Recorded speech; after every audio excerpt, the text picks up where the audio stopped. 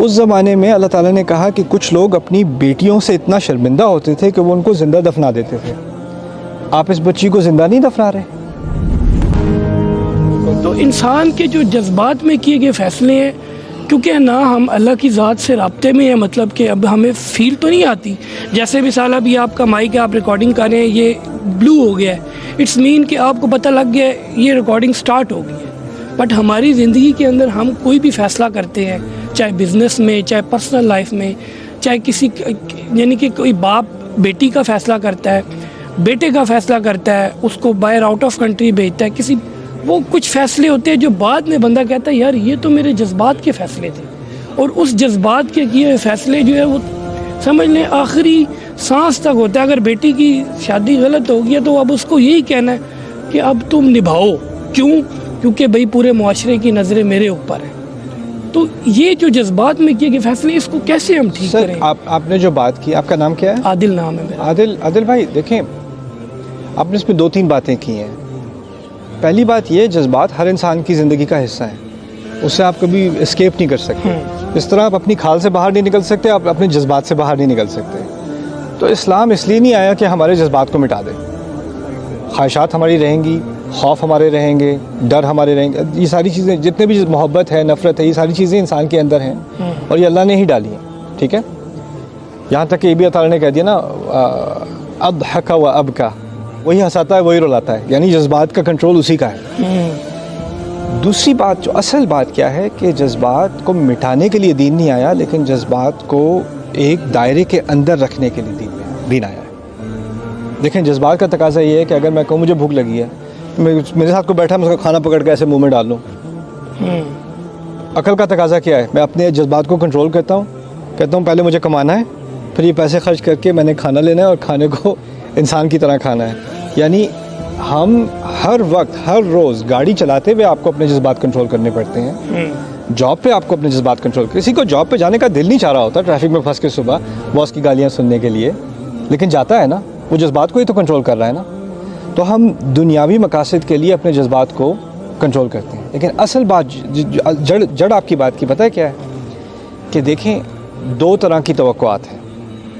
ایک توقعات ہیں اللہ تعالیٰ کی، ٹھیک ہے، وہ بہت آسان ہے. دوسری توقعات ہیں انسان کی، وہ بہت مشکل ہے.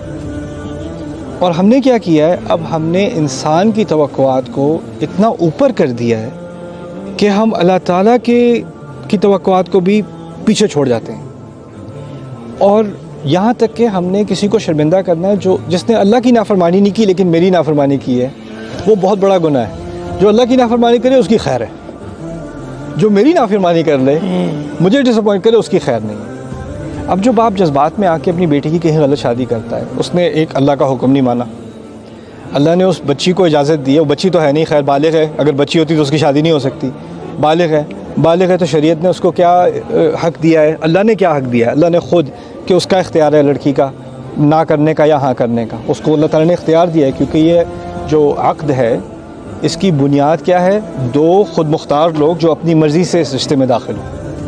اگر اس کی اپنی مرضی کا فیصلہ نہیں ہے اور باپ کے پریشر میں واقع کر رہی ہے، تو آپ فقہا سے پوچھ لیں اس کی کیا حیثیت ہے اس کی. یہ اس میں کوئی اختلاف والی بات بھی نہیں ہے. دوسری بات کہ اب ایک برا فیصلہ کر دیا، اب وہ بھگت رہی ہے، اس کو پٹ رہی ہے، اس کی ذلت ہو رہی ہے، کچھ ہو رہا ہے، اور باپ کہہ رہا ہے اب نبھاؤ، کیونکہ ہم کہاں منہ دکھائیں گے. اس کو اس بات کی کوئی فکر نہیں رہی کہ وہ اللہ کو کیا منہ دکھائے گا. اس زمانے میں اللہ تعالیٰ نے کہا کہ کچھ لوگ اپنی بیٹیوں سے اتنا شرمندہ ہوتے تھے کہ وہ ان کو زندہ دفنا دیتے تھے. آپ اس بچی کو زندہ نہیں دفنا رہے، اس کو یہ زندہ دفنانا نہیں ہے، اس کے بارے میں پوچھ گچھ نہیں ہوگی، اس کا حق نہیں مارا. اور کس لیے؟ کہ لوگ کیا کہیں گے. اور یہ جو اس سے بہت بڑا سوال تھا، میرا رب کیا کہے گا، وہ مٹ گیا. اس کے بارے میں کوئی جذبات نہیں ہے. وہ بھی جذبات کا مستحق ہے کہ نہیں؟ وہ جذبات غائب ہیں. اب لوگوں کے جذبات اور یہ باہر بھیجنا یا فلانا فیصلہ کرنا، کسی پر امپوز کرنا، یہ سب ہم کرتے ہیں. ہماری سوسائٹی کا ایک سب سے بڑا مسئلہ پتہ ہے کیا ہے؟ اس کو میں انگلش میں کہتے ہیں رینک، مرتبہ. کتنے فیصلے ہم کرتے ہیں مرتبے کے لیے. تعلیم اس لیے نہیں کہ علم سے محبت ہے، تعلیم اس لیے کہ اس کی ڈگری کے بعد ایک مرتبہ ملے گا. जॉब कहाँ करनी है, अच्छा ये जॉब है तो लोगों को बताऊंगा मेरी जॉब है, कहीं और है तो वरना मर्तबा नीचा लगेगा, इसका जिक्र ना ही करो तो बेहतर है। रिश्ता कहाँ करना है, अच्छा लड़का है उससे मुझे कोई लेन देन नहीं है, फैमिली का मर्तबा क्या है, यानी हमारा एक तरह से खुदा बन गया है, मर्तबा खुदा बन गया है। और उसकी इबादत में अगर अल्लाह ताला की बात की नफ़ी भी होना, हम आसानी से करने को तैयार हैं, आसानी से। तो ये बात मेरे नज़दीक जज्बात की नहीं है, मेरे नज़दीक ये बात क्या है कि हमने कुछ चीज़ों को जाने अनजाने तौर पर हमने उसको एक यानी इलाह का अच्छा मकाम सर, दे वही दिया। फैसला 10 साल बाद या 15 साल बाद अगर जो है उसमें एरर आता है तो फिर वही बाप या वही इंसान कहता है यार मुझसे गलती होगी, तो अब उसमें वो फिर उसको क्या माफ़ी मिल जाएगी उसने जो मतलब कि पीछे किया देखिए है? दो चीज़ें हैं, एक है मेरा और किसी से मसला, उसने माफ़ी मांगी, मेरे लिए वो माफ़ी काफ़ी नहीं है। 15 साल मेरे उजाड़ दिए, अब बड़े आराम से आपने माफ़ी मांग लीजिए, ठीक है, मेरा दिल नहीं मान रहा, वो मेरा उसका मसला है। दूसरा मसला है उसका और उसके रब का। अब मुझे तकलीफ़ क्या होती है कि अल्लाह के पास जाएगा, अल्लाह तो इसको माफ़ कर देगा, उसको तो खुली छुट्टी में, मेरे साथ भी ये किया और वहाँ भी खुली छुट्टी, ये क्या अनफेयर डील, राइट। शर्मिंदगी की वजह से जी, हाँ। शर्मिंदगी होगी, तो हमें चाहिए इंसाफ।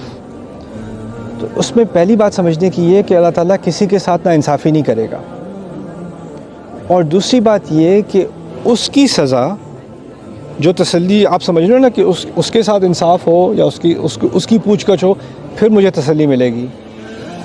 अल्लाह ताला के यहाँ जो इंसाफ का निज़ाम है ना, वो हमारी अदालतों से बहुत बड़ा है। ऐसा भी हो सकता है कि अल्लाह उसको भी माफ़ करे और आपके दिल को भी तसल्ली दे दे, और आपको ये भी ना लगे कि इंसाफ नहीं हुआ। वो उसके यानी उसकी हिकमत में ये चीज़ें हैं, गैब के अंदर हैं, लेकिन वो हमारे बस की बात नहीं है। अल्लाह ताला को अपना इंसाफ हमें समझाने की ज़रूरत नहीं है, इतना कहने की ज़रूरत है कि वो अल-आदिल है, वो इंसाफ करता है, इतना मेरे लिए काफ़ी है। देखिए हमें इत्मीनान नहीं होता कि हुकूमत इंसाफ करेगी या हमारे बड़े इंसाफ करेंगे या कोई कोई जज इंसाफ करेगा, लेकिन एक बात पर पूरा इत्मीनान होना चाहिए, समझ में आए ना आए, वो क्या है, मेरा रब इंसाफ करेगा। ये इसमें कोई इधर उधर की सोच नहीं आनी चाहिए। होता क्या है कि इसने तो इस्तिग़फ़ार कर ली, अब तो ये नमाज़ें भी पढ़ रहा है, इसको तो अल्लाह माफ़ कर दे। नहीं, अल्लाह आदिल है ना। अच्छा सर,